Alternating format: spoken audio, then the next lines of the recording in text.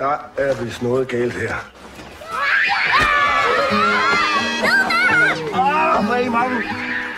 Lukas? Hej.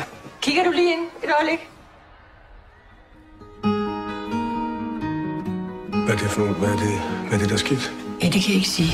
Måske det bedste, at du tager fri et par dage, ikke? Så kan vi få det her på plads sådan stille og roligt. Nå, hvad har hun nu fundet på, den lille bandit? Hvad er det, siger? Jeg kalder mig en lille pige, og hun lyver ikke, og det har hun aldrig nogensinde gjort.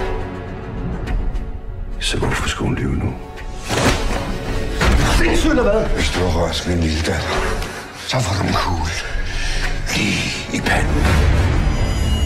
Han var på at smadre mit liv. Så ringer og sagde, at der er skidt alt muligt klam nede i børnehaven. Du skal ikke høre på, hvad de siger, Magnus. Det er min bedste vens datter, det ved du godt, ikke? Jeg tog på børnene, Lukas. Det har jeg altid gjort. Men for helvede, du har ikke gjort noget. Det er dem, der er blevet syge i hovedet.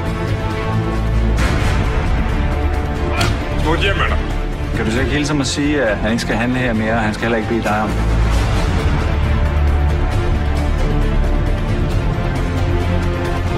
Vil du sige noget til mig? Hold op, Lukas! Helt by